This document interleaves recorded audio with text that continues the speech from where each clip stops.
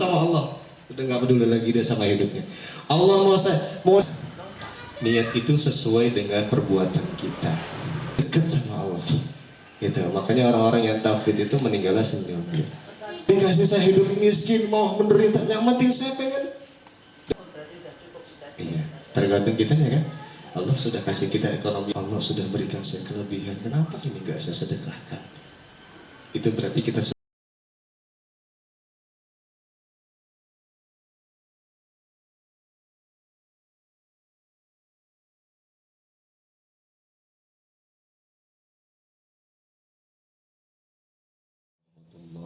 wabarakatuh. Waalaikumsalam. Alhamdulillah. Alhamdulillahilladzi bidzikrihi tatma'innul qulub wa bifadlihi tughfarudz dzunub. Asyhadu an la ilaha illallah al-khaliqul ma'bud wa asyhadu anna sayyidana Muhammadan abduhu wa rasuluhu shadiqul maw'ud. Allahumma salli wa sallim wa barik ala sayyidina Muhammadin wa ala alihi wa ashabihi wa man tabi'ahum bi ihsanin ila yaumiddin. Amma ba'd. Rabbi israh li sadri wa yassir li amri wahlul 'uqdatam min lisani yafqahu qawli. Bapak Ibu jamaah majelis taklim sama Arba'in Nawawi pun berbicara tentang niat, keikhlasan. Jadi ini penting sekali dalam kehidupan kita. Karena ibadah yang tidak didasarkan dengan niat, maka ibadah tersebut tidak tercatat sebagai kebaikan di hadapan Allah Subhanahu wa Ta'ala. Jadi niat ini penting dalam kehidupan kita. Ibu datang ke sini pasti tujuannya karena untuk menuntut ilmu. Dengan tujuan yang mulia itu pasti didasarkan dengan ilmu yang kita tahu. Keutamaan-keutamaan menuntut ilmu itu seperti apa? Mendengarkan tausiah itu keutamaannya seperti apa? Sehingga dengan ilmu yang sudah kita tahu memberi motivasi kita nih. Saya pengen ngaji, pengen dapat kebaikan, pengen dapat ridho Allah, pengen dapat kemudahan, dibimbing terus sama Allah sampai akhir hayat. Mudah-mudahan kita semua dikumpulkan nanti di tempat terbaik di sisi Allah Subhanahu wa Ta'ala. Ini kan motivasi. Kalau kita nggak punya motivasi, kita nggak mau capek-capek siang-siang panas-panas kumpul di sini. Ya Bu ya. Lagi hari libur lagi kan, waktunya jalan-jalan sama keluarga gitu ya, sama anak apalagi gitu, bercanda-bercanda. Tapi kita rela untuk menyisihkan waktu kita berkumpul di majelis ini. Karena apa? Karena kita termotivasi. Niat kita yang mulia, niat kita yang bersih, yang tulus, sehingga kita mau bercapek-capek, kita mau berlelah-lelah berkumpul di majelis ini. Sebelum kita masuk kepada pembahasan, ada sebuah hadis. Rasulullah Shallallahu Alaihi Wasallam beliau pernah bersabda kepada para sahabat, "Idza marartum biriyadil jannah farta'u." Wahai para sahabat, kalau engkau lewat daripada taman-taman surga, maka mampir. Tuh, bayangin Bu. Idza marartum itu artinya melewati. Biriyadil jannah, kamu lewat taman surga. Farta'u, maka mampirlah ke taman surga tersebut. Qila wa ma riyadul jannah ya Rasulullah. Ditanyakan kepada Rasul, ya Rasul, taman surga itu apa? Kita kan masih di dunia. Apakah ada di dunia ini taman surga? Kemudian kata Rasul, ar-riyadul jannah ya al-majalisul ilmi. Jadi riyadul jannah yang dimaksud dengan Rasulullah Sallallahu Alaihi Wasallam, kalau kita mau mampir ke majelis ilmu, majelis zikir, di dalamnya ada hikmah, maka itu sama kita mampir ke taman surga. Nah ini kita sedang mampir nih. Mudah-mudahan mampirnya kita nanti di sini menjadikan kubur kita daripada raudhah min riyadil jannah. Kan kalau kita tahlil atau kita membaca doa, ya, Allahumma ja'al qabrahu raudhah min riyadil jannah. Ya Allah, jadikan kuburnya taman daripada taman-taman surga. Doa itu yang selalu kita panjatkan. Dan doa itu akan kembali kepada kita sebagai kita orang yang berdoa ketika kita menjadi ahli dalam majelis ilmu. Arti ahli dalam majelis ilmu apa? Kita menjadi orang yang cinta dengan majelis ilmu. Meskipun duduknya kita nggak lama nih, 10 menit, 15 menit, di situ ada ilmu, di situ ada tausiah, ada hikmah yang bisa kita ambil. Itulah yang disebut dengan riyadul jannah. Nah, mudah-mudahan duduknya kita, karena kita sudah mampir di taman daripada taman-taman surga ini, Allah bangunkan kita nanti kubur kita menjadi raudhah min riyadil jannah. Tapi kan kembali lagi pembahasan di bab niat tadi, betul nggak niat kita untuk menuntut ilmu gitu, ya? Betul nggak niat kita ikhlas semata-mata untuk menuntut ilmu? Karena kita termotivasi dengan hadis tadi, gitu kan? Banyak keutamaan menuntut ilmu. Allah akan tinggikan derajatnya. Yarfa'illahu alladhina amanu walladhina utul ilma darajat. Nah, itu yang harus kita praktikkan dalam kehidupan sehari-hari. Maka niat yang ikhlas, niat yang suci itu akan didapatkan oleh mereka orang-orang yang gemar untuk senantiasa membersihkan hati. Jadi ketika hati itu sudah bersih, maka niat yang keluar itu akan suci, akan ikhlas, akan bersih. Dari mana itu bisa kita dapat? Masuk kepada pembahasan di dalam surat Al-Bayyinah ayat 5. Allah Subhanahu wa taala berfirman, A'udzu billahi minasyaitonir rajim. Bismillahirrahmanirrahim. Wa ma umiru illa liya'budullaha mukhlishina lahud-din hunafa wa yuqimus salata wa yu'tuz zakata wa dzalika dinul qayyimah. Jadi niat yang ikhlas, hati yang bersih itu akan muncul, akan timbul ketika seseorang itu mau membersihkan hati tersebut. Gitu. Kata Allah, dan tidaklah mereka diperintahkan untuk menyembah Allah. Mereka diperintahkan untuk taat menjalankan perintah Allah. Mereka diperintahkan untuk menyembah, sujud, ya, mengabdi hanya kepada Allah Subhanahu wa taala, mukhlisin, gitu, dengan hati yang ikhlas. Mukhlisina lahuddina hunafa, dengan hatinya ikhlas, dengan hati yang bersih untuk senantiasa istiqomah menjalankan agama Allah Subhanahu wa taala. Maka kalimat istisna ini, yang kalimat illa itu tidak semua orang bisa untuk mengamalkan, Bu. Gitu. Tidak semua orang bisa untuk mendapatkan mukhlis di sini. Di dalam ayat yang lain Allah Subhanahu wa taala menegaskan, fawailul lil musallin. Surat apa itu? Al-Maun. Fawailul lil musallin alladzina hum an salatihim alladzina hum wa yamna'un. Padahal mereka itu sudah sholat, gitu. Mereka itu sudah ya'budun. Mereka itu sudah menyembah Allah. Tapi kenapa disebut dengan wail? Kenapa masih sebut Allah dengan orang yang celaka? Gitu kan?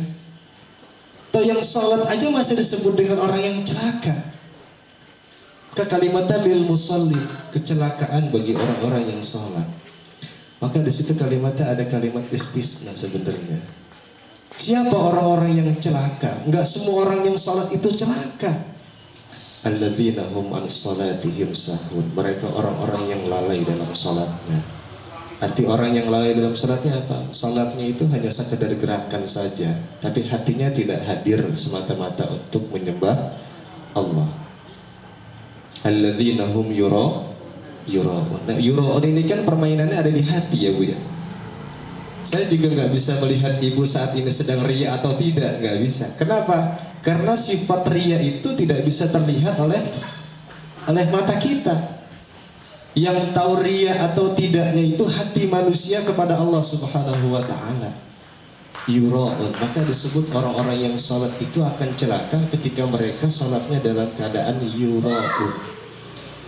Karena salatnya untuk riya. Kalau diluaskan lagi, kalau salat aja bisa diartikan celaka, maka ibadah-ibadah yang lain juga sama. Orang yang melakukan haji, hajinya juga akan celaka. Kalau hajinya itu karena riya. Riya itu adanya di mana? Di hati. Jadi semua akan meluas. Kenapa Allah sebut dengan musallin? Karena musallin ini kan pondasinya ya Bu. Betul nggak Bu? Salat ini kan pondasi. Ya kan? Inna awwala ma yuhasabu bihil 'abdu yaumil qiyamah as-salah. Amal pertama yang akan ditanya sama Allah nanti di akhirat ialah salat. Jadi Allah sebutkan pondasinya ini untuk memberikan keterangan kepada ayat-ayat yang lain, menjelaskan kepada ibadah-ibadah yang lainnya. Kalau salat saja sudah menjadi pondasi, orang yang sudah capek mengerjakan, tapi Allah masih sebut dengan wail, dengan yura'un, maka meluasnya pemahaman umumnya orang yang sedekah. Orang yang sedekah tapi kalau dia yura'un, maka dia sebut dengan wail tadi, celaka. Gitu ya, pondasinya itu disebutkan dengan salat. Apalagi yang sedekah, umroh, haji, menuntut ilmu, itu semua kalau tidak didasarkan dengan hati yang bersih, hati yang ikhlas, maka itu semua nanti akan wail, akan celaka. Gitu. Maka kalimat di sini wa ma umiru illa liya'budullaha mukhlisin. Jadi mukhlis ini akan muncul nanti. Orang yang ikhlas, benar-benar ikhlas, dia mau diberikan penyakit atau tidak, dia mau diberikan kesehatan atau tidak, dia mau diberikan kebahagiaan atau tidak, hidupnya hanya semata-mata untuk mengabdi kepada Allah, itu mukhlis. Jadi kalau orang sudah mukhlis, nanti munculnya muhsin. Apa itu muhsin? An ta'budallaha ka'annaka tarahu fa in lam takun tarahu fa innahu yarak. Itu muhsin atau ihsan sebetulnya. Jadi kalau sudah ikhlas, nanti yang keluar dari ikhlas itu ialah ihsan. Kita sekarang nggak bisa melihat berapa banyak pahala yang Allah turunkan kepada kita. Kelihatan nggak Bu pahala? Nggak kelihatan. Tapi yakin nggak kalau saat ini kita mendapat pahala? Yakin, itu namanya ihsan. Kita beribadah kepada Allah seolah-olah kita melihat Allah, ka'annaka tarahu, seolah-olah saat ini kita sedang berhadapan dengan Zat yang menciptakan kita, Allah Subhanahu wa taala. Seolah-olah Allah saat ini sedang memberikan naungan kepada kita. Hei hambaku, sini. Mau taman surga, sini, ke sini. Hampir kita sama-sama. Tuh, kita yakin. Fa in lam takun tarah, kalau kita nggak bisa melihat Allah, fa innahu yarak. Yakin Allah pasti akan melihat kita. Jadi jangan pernah kita untuk meremehkan hal yang kecil meskipun itu kebaikan. Bisa jadi kebaikan yang kecil itu karena ikhlasnya kita sehingga timbul muhsin kita. Jangan-jangan itu nanti yang dapat menyelamatkan kita di alam kubur. Jangan-jangan ini nanti akan memberikan riyadul jannah bagi kita ketika kita sudah masuk ke alam kubur. Itu. Wa yuqimus shalah, kata disebutannya gitu ya. Liya'budullaha mukhlishina lahud-din hunafa'a wa yuqimus shalah. Jadi Allah sebut ibadah pertama kali di sini ialah mereka orang-orang yang mendirikan salat. Allah sebut salat itu sebagai pondasi, ya kan? Jadi kalau pondasinya itu sudah kita perbaiki, pondasinya itu sudah kita benahi dengan ilmu yang kita pelajari, dengan keikhlasan, dengan ihsan kita, maka insya Allah yang lain itu akan mengikut kepada kita. Gitu ya Bu ya. Wa yu'tuz zakah. Kalau ayat selanjutnya, ketika kita sudah memberikan salat, ya, ketika kita sudah mendirikan salat dengan ikhlas, bukan hanya di salat, wa yu'tuz zakah, tetapi ketika kita memberikan zakat. Zakat ini konteksnya nanti ada sedekah, ada infak, ada zakat wajib, ada zakat sunnah. Ketika kita memberikan itu semua mukhlis, harus didasarkan dengan ikhlas. Gitu. Mau Allah balas atau tidak, mau nanti datangnya kebaikan atau tidak, mau nanti dibalas pahala atau tidak. Itu nggak peduli, yang penting kita sudah niat ikhlas untuk mengeluarkan zakat. Gitu ya Bu ya. Boleh nggak kalau kita beribadah karena diiming-iming pahala? Oh, kalau nanti kita sedekahnya 100.000, nanti Allah balik kita 1 juta misalnya. Boleh nggak Bu? Kan kayak begitu. Manja abil hasanati falahu asru amsalihha. Siapa orang yang mengeluarkan 1 kebaikan, Allah balas 10 kebaikan. Ini kita sudah nuntut nih, hitung-hitungan. Nah, punya duit 100.000 nih. Kalau kita keluarin 100.000, logika kita Allah balikin berapa tuh Bu? 1 juta kan? Kalau kita keluarin 1 juta, Allah balikin berapa? 10 juta. Itu logika manusia kan begitu. Ya, ternyata kita udah ngeluarin duit 10 juta. Kok nggak balik-balik ini duitnya, gitu kan? Justru malah tambah susah misalnya, ya. Tambah kita butuh sama itu duit misalnya. Tapi nggak ada sih orang yang mengeluarkan sedekah itu jadi miskin, nggak ada, ya. Itu sudah janji Allah. Hanya kadang kita yang kurang bersyukur. Nah, terus kita berharap nih, saya sudah ngeluarin duit 10 juta, tapi kok nggak ada balikan-balikannya juga, ini kan? Boleh nggak seperti itu? Hah? Kan tadi katanya manja abil hasanati falahu asru amsalihha. Siapa orang yang mengeluarkan 1 kebaikan, Allah balas dengan 10 kali kebaikan. Bahkan di ayat yang lain ila sab'i mi'atin difir, sampai 700 kali lipat. Tapi kok nggak balik-balik juga? Boleh? Boleh aja. Tapi nggak boleh ngedumel kalau nggak balik gitu, ya.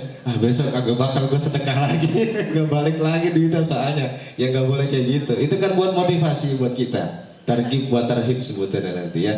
Jadi pemberi motivasi, kalau saya nanti sedekah, mungkin baliknya bukan duit Bu, tapi Allah balik dengan yang lain, nikmat sehat, ya kan, anak yang cerdas, ya kan, sukses, urusan semua dipermudah sama Allah. Itu kalau ditakar pakai duit itu lebih daripada yang kita keluarkan, gitu. Jadi kalau hitung-hitungan kita sedekah 10 juta, tadi balas 100 juta sama Allah. Padahal kalau kita hidup dikasih nikmat sehat, itu oksigen kita nggak beli, udah dikasih sehat, itu udah lebih daripada cukup. Itu kalau kita benar-benar ikhlas. Maka tadi pelajaran mukhlis ini sebenarnya bukan hanya sekedar teori saja Bu, ya. Jadi harus benar kita amalkan dalam kehidupan kita sehari-hari. Jadi ayat yang pertama tadi adalah sebut wa yuqimus shalah. Kita perbaiki salat kita dalam keadaan ikhlas dulu. Kalau salatnya sudah ikhlas, enggak karena sekedar mengerjakan kewajiban, gitu kan? Yang penting selesai. Ada yang gitu nggak Bu salatnya? Ada nggak? Yang penting udah selesai kewajiban. Ada yang azannya belum selesai, salatnya udah selesai. Baru azan di sana, Allahu Akbar, gitu kan? Ibu udah siap ngambil wudhu, ini kan ya? Di sana baru sampai hayya 'alas shalah, ibu udah salam, assalamualaikum warahmatullahi.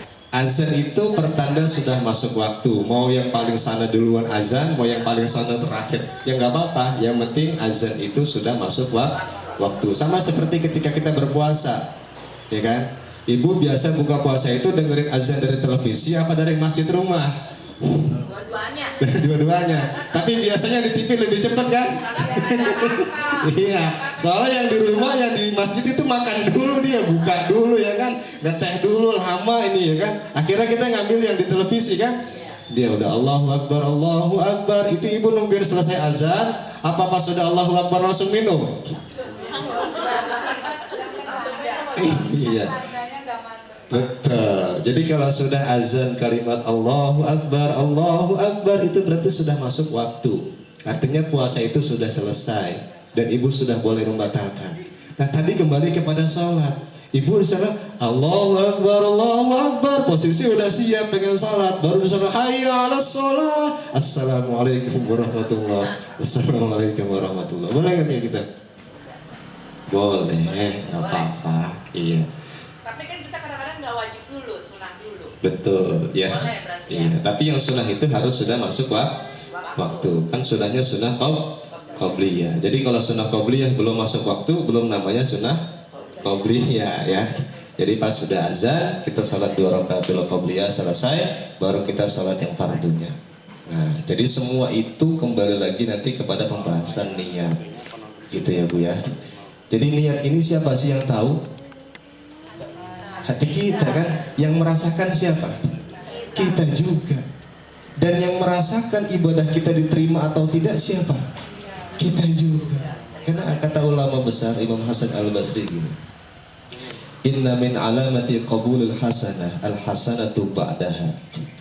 Sesungguhnya di antara ciri diterimanya kebaikan, diterimanya sholat kita, diterimanya puasa kita, diterimanya niat kita, bahkan sampai niat kita, al-hasanatu ba'daha, yaitu ada kebaikan setelah ibadah kita selesai. Ibu boleh aja ketika pas lagi azan ibu langsung sholat, boleh. Tapi kalau habis sholat ibu langsung main HP, ya kan? Gara-gara pengen cepat selesai sholat, ya kan? Habis itu bisa main HP, waktunya lamaan dikit. Kira-kira itu kebaikan atau bukan?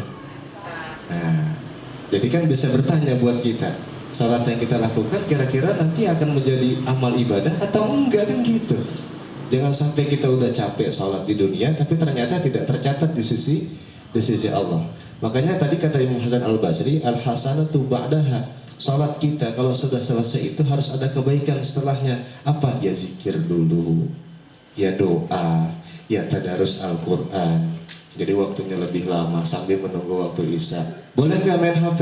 Ya boleh, nggak ada larangan. Ketika main HP kita sambil baca-baca kalimat-kalimat tausiah di situ, kita cari ilmu di situ. Ya, itu semua kebaikan. Jadi kalau kebaikan itu datang setelah kita mengerjakan kebaikan, itu tanda alamat bahwasanya ibadah kita itu diterima oleh Allah Subhanahu wa taala. Jadi kalau ibu pulang ngaji dari sini, itu banyak kebaikan yang ibu lakukan, itu berarti ibadah kita siang hari ini diterima oleh Allah Subhanahu wa taala. Itu. Terus kalau misalnya kita nggak diterima, ngapain kita ngaji? Ngapain kita capek-capek? Kan nggak diterima misalnya. Ya nggak boleh seperti itu juga. Makanya kita harus menghadirkan sifat husnuzan. Ana inda zanni abdi. Aku itu berdasarkan prasangka hambaku. Kalau hambaku itu berprasangka ibadahnya diterima sama Allah, ya itu nanti akan menjadi keyakinan kalau ibadah kita diterima sama Allah. Jadi harus berprasangka yang baik sama Allah. Itu. Tapi kalau prasangka kita sudah buruk kepada Allah, ya nanti yang hadir yang datang juga prasangka yang buruk gitu. Jadi selalu hadirkan prasangka baik ke hadapan Allah Subhanahu wa taala. Pulang ngaji dari sini, insya Allah kita menjadi hamba yang mulia di hadapan Allah. Banyak pahala yang Allah turunkan kepadanya. Wa innal malaikata la tata'u ajnihataha ridan bima yatlubu. Malaikat itu akan melebarkan sayapnya dia. Jadi sayapnya malaikat itu malaikat Jibril itu bainal masyriq wal maghrib ya. Antara timur sampai barat itu baru sayapnya doang. Itu menaungi orang-orang yang selalu datang ke majelis ilmu gitu ya. Maka subhanallah pahalanya banyak sekali orang-orang yang niat ikhlas datang panas-panas ya kan, capek-capek apalagi sambil liburan begini untuk mengkaji kitab ya. Dan mudah-mudahan ini menjadi amal ibadah kita di hadapan Allah Subhanahu wa taala. Nah, kemudian kita masuk kepada hadis pembahasan. Sebelumnya sudah pernah dibahas Bu hadisnya? Belum? Wah ini baru pertama. Hadis pertama itu biasanya innamal a'malu binniyat wa innamal likulli imri'in ma nawa faman kanat hijratuhu ila Allah wa rasulih fa hijratuhu ila Allah wa rasulih. Sesungguhnya amal perbuatan itu tidak akan diterima oleh Allah. Jadi penerjemahannya seperti itu Bu. Innamal a'malu, sesungguhnya amal ibadah itu tidak akan Allah terima. Itu tidak akan sah illa bin niat, kecuali harus diawali dengan niat. Apapun itu. Ibu mau wudu tapi wudunya tidak didasarkan dengan niat, wudunya tidak sah. Ibu salatnya tidak didasarkan dengan niat, salatnya tidak sah. Nanti perkara niat itu harus diucapkan atau tidak, itu nanti pembahasannya panjang lagi, berbeda. Yang penting niat itu harus ada hadir dalam hati kita. Niat itu apa sih? Apa buat niat itu? Apa? An-niyatu qasdus syai'i. Niat itu ialah bermaksud terhadap sesuatu. Itu sudah niat. Jadi nggak usah kita sebutin lagi. Usolli fardhu zuhri arba'a raka'atin mustaqbilal kiblati adaan mahmuman lillahi ta'ala.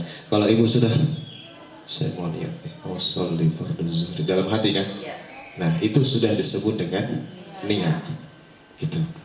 Maka di dalam kitab Khazinatul Asrar di situ dibedakan antara ada niat, ada qaul atau ada lafzun.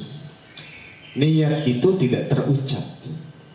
Niat itu adanya di hati kita. Maka yang baik ketika kita mau sholat itu niatnya berbarengan dengan takbir. Allahu sholli fardhu zuhri. Di sini kan, bukan di mulut. Usolli fardhu zuhri arba'a raka'atin mustaqbil qiblati adaan ma'muman lillahi akbar. Jadi berbarengan, muqtarinan bi fi'lihi wa mahalluhal qalbu. Berbarengan dengan perbuatan adanya di dalam hati. Ibu mau wudu, niatnya ada di mana? Iya, pas pertama kali apa? Pas pertama kali membasuh anggota wudu yang pertama, basuhmu muka. Itu niat. Jadi bukan niatnya bukan pas lagi ngambil air begini, bukan. Niatnya itu pas mau mengambil muka, nawaitul wudu adirafil hadatsil asghari fardalillahi. Niatnya ketika membasuh anggota wudu pertama kali itu rukunnya muka. Ya. Gak usah diucapkan kan? Berarti kalau bismillahnya mah tetap bilang. Bismillah itu sunnah. Iya, tetap dianjurkan sunnah. Mau apa? Ya cuci tangan itu istinsyak. Nah, terus kan basuh muka nih. Nah, muka itu kan rukun pertama kan? Dalam wudu, disitulah niat kita hadir dalam hati. Muqtarinan bi fi'lihi wa mahalluhal qalbu, adanya di dalam hati. Itu niat. Adapun ada orang yang sebelum sholat dia niat dulu. Iya. Nah, itu dia. Habis baca apa? Sholat nih. Niat. Ya. Biasanya kita niat. Orang-orang dulu biasanya gitu, Bu. Iya. Usolli fardal maghribi thalatha raka'atin mustaqbil ada Allahu akbar, bisa gitu kan? Boleh nggak seperti itu? Boleh. Kalau kita seperti Itu namanya lafaz niat. Jadi ada niat, ada lafaz niat. Sama kayak ibu mau puasa. Besok mau puasa, habis sholat witir biasanya baca bareng-bareng kan? Nawaitu shauma ghadin an adai Ramadhana. Iya. Itu kan disebut tuh. Itu namanya lafaz. Boleh nggak? Boleh. Wa talaffuzu biha sunnah, dan diucapkan itu sunnah. Jadi boleh untuk diucapkan supaya itu dapat memudahkan kita untuk niat. Tapi kalau nggak diucapin boleh nggak? Boleh ya. Ibu lagi mandi ya, mandi besar, mandi suci. Pas basuhan pertama kali itulah niat. Nawaitul ghusl rafil hadatsil akbari anil. Ya, itu niat udah semua. Jadi pertama kali kita basuhan di situ adanya niat. Tapi kalau ibu pas niatnya udah selesai pas basuh kaki baru niat. Ini udah wudu nih, ya kan? Terus niatnya itu pas lagi basuh kaki, sah nggak wudunya? Nggak sah, ya. Karena itu harus menjadi permulaan awal dalam rukun, ya. Jadi niat membasuh wajah terus, ya. Niat itu pasti adanya di awal, jadi nggak bisa. Makanya syarat yang terakhir itu at-tartib. Tertib itu artinya berurutan, jadi nggak bisa dibolak-balik. Gitu ya Bu ya. Nah tadi kembali lagi kepada niat, ya kan? Niat itu adanya di hati. Hati itu bersih atau tidak itu nanti tergantung bagaimana manusianya. Kalau manusianya itu dia mau membersihkan hati dengan datang-datang ke majelis ini, ya kan? Dengan adanya ilmu, maka niatnya akan benar. Gitu. Tapi kalau dia tidak hadir ke majelis ilmu, niatnya juga nggak tahu. Usolli fardul maghribi arba'a raka'atin. Salah atau betul? Salah, ya kan? Kalau niatnya salah, ya, ibu mandinya asal mandi aja, nggak pakai niat. Saya niat mandi aja udah gitu biasa, nggak ada niat. Sah nggak? Nggak sah. Makanya tadi permulaannya innamal a'malu binniyat. Sesungguhnya sahnya semua perbuatan itu harus didasari dengan niat. Niat itu bagaimana kita bisa tahunya? Datang ke majelis ini, majelis ilmu. Ya, nanti kita bisa tahu mana yang disebut dengan niat, mana yang disebut dengan lafaz niat. Ya, jadi kalau bacaan itu, ini jadi kembali lagi nih Bu ya, ini panjang sebenarnya pembahasan. Ibu lagi baca Al-Fatihah, tadi kan niatnya dalam hati. Allahu Akbar. Baca Al-Fatihah. Al-Fatihahnya begini Bu. Intinya diem aja. Dalam hati kan? Alhamdulillah. Amin. Itu disebut bacaan atau bukan? Disebut bacaan atau bukan? Bukan. Jadi itu nggak sah bacaan Al-Fatihahnya. Karena yang disebut dengan qiraah, disebut dengan bacaan itu harus dia menggerakkan bibir meskipun tidak terdengar oleh orang yang di samping. Minimal terdengar oleh kuping kita sendiri. Itu disebut dengan bacaan. Jadi al-qaul atau al-lafaz. Maka berbeda dengan niat. Kalau niat begini aja kita boleh. Karena niat adanya di hati. Tapi kalau bacaan itu adanya di lisan, lafaznya. Jadi kita harus baca Bismillahirrahmanirrahim. Alhamdulillahirrabbilalamin. Minimal itu yang mendengarkan kita sendiri. Jadi kalau kita hanya diam saja, itu bukan bacaan jadinya, ya.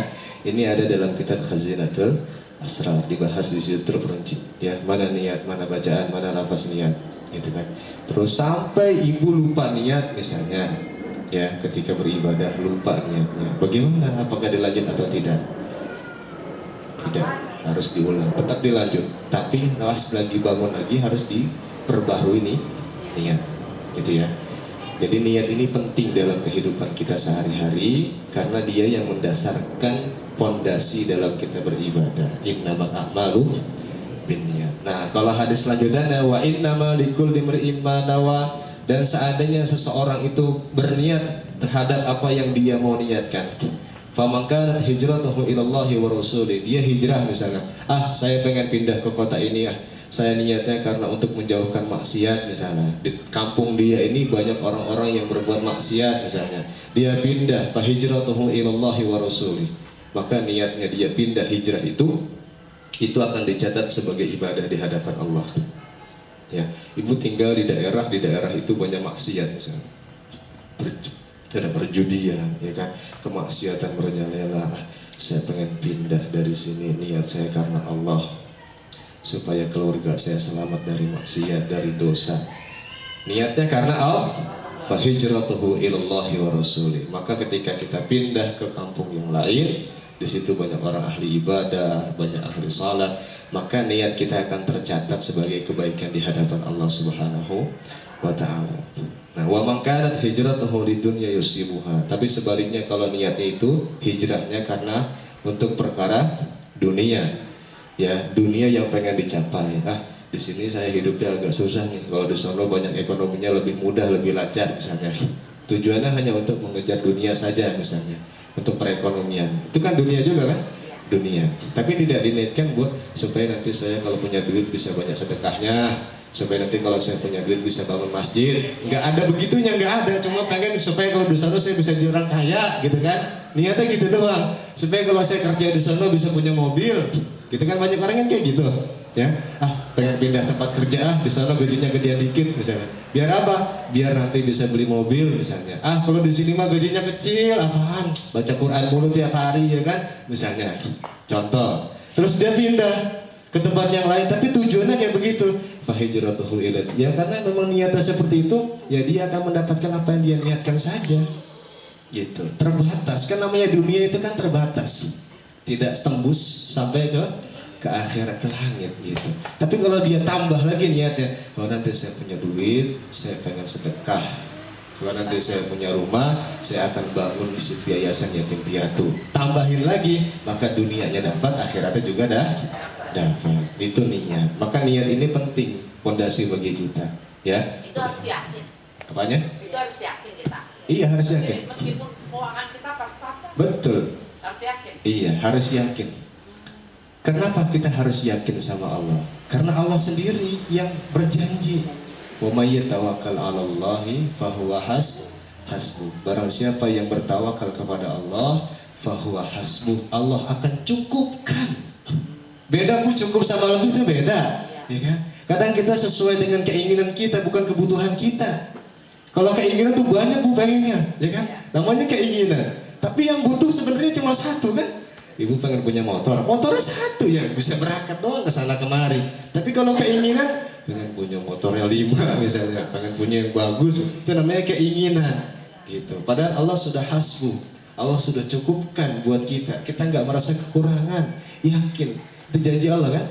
Wa may yatawakkal 'alallahi fahuwa hasbuh. Allah sudah akan cukupkan ketika orang-orang itu bertawakal kepada Allah. Tawakal itu seperti apa? Tawakal itu ada 3 tingkatan, Bu. Ada tawakal, ada taslim, ada tafwid. Jadi kalau kita cuma tawakal sama Allah, ya itu udah tingkatan orang awam kayak kita nih. Ya, kalau kita ngaji, pasti nanti Allah akan berikan kita pahala. Pasti nanti akan Allah lindungi kita. Itu tawakal kita tuh. Tapi kalau sudah taslim itu tengah lagi dia, ya. Para alim ulama dia. Mau hujan, mau kepanasan, ya kan? Tetap saya harus datang ke majelis. Tuh, kalau sudah taslim, ujiannya sudah mulai banyak. Kan kalau sekarang kita nggak hujan nih, ya kan gampang. Ini nggak hujan aja, cuacanya kayak gini aja, ya kan nggak mau datang lagi kan gitu. Ya itu bukan tawakal lagi. Taslim tuh udah ujian, udah panas, apa lagi di jalanan motornya mati lagi kan, bensinnya kehabisan, tetap didorong biar nyampe ke tempat majelis. Itu namanya taslim. Nah tafwid dia udah sakit tetap pengen datang ke tafwid. Padahal lagi sakit. Ada nggak yang seperti itu? Ada. Tingkatannya lebih tinggi lagi. Ada orang yang dikasih sehat, datang ke masjid jamaah. Kira-kira itu tingkatan apa, Bu? Tawakal. Dikasih hujan, badannya sudah sehat nih, dikasih hujan ya kan, punya payung, datang ke masjid, tingkatan taslim. Dia nggak punya kaki, Bu, sambil ngesot-ngesot hujan-hujanan, tingkatan tafwid. Itu sudah paling tinggi lagi tuh. Dia udah nggak peduli sama dirinya dia. Allah mau saya mau apain kayak terserah, yang penting saya mau sujud sama Allah. Udah nggak peduli lagi dia sama hidupnya. Allah mau dikasih saya hidup miskin, mau menderita, yang penting saya pengen dekat sama Allah. Gitu. Makanya orang-orang yang tafwid itu meninggalnya senyum.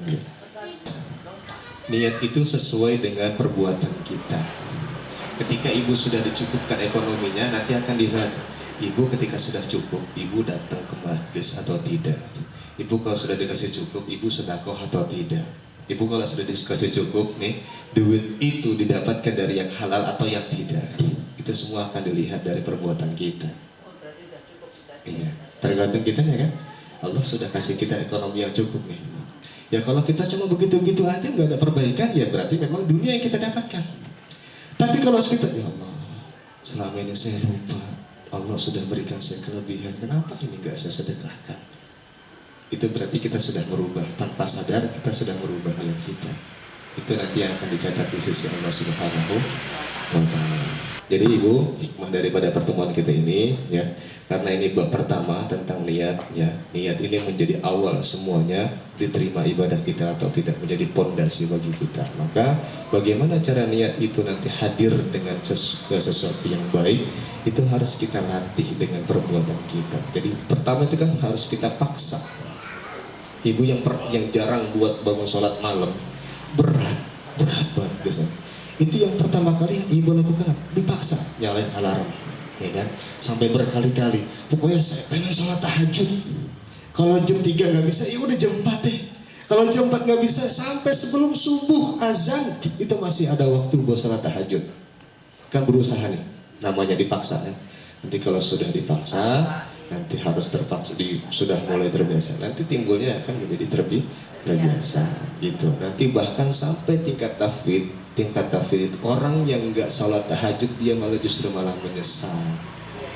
Ada yang sampai tingkatan seperti itu. Ya Allah, malam ini saya nggak sampai sholat tahajud, sampai kehilangan. Dia merasa, padahal buat orang-orang yang nggak sholat tahajud biasa aja, tapi buat dia itu sesuatu yang sangat berharga banget. Sampai kehilangan waktu tahajud. Betul. Sampai seperti itu, Bu. Kalau sudah orang yang benar-benar dia benar-benar menghambakan diri ya. Jadi Ibu, mudah-mudahan pertemuan kita ini ada hikmahnya buat kita semua, membawa kebaikan, perubahan untuk diri kita. Kita tutup dengan doa kafaratul majlis. Subhanallahumma wa bihamdika asyhadu an la ilaha illa anta astaghfiruka wa atubu ilaik. Hadanallahu wa iyyakum ajma'in. Assalamualaikum warahmatullahi wabarakatuh.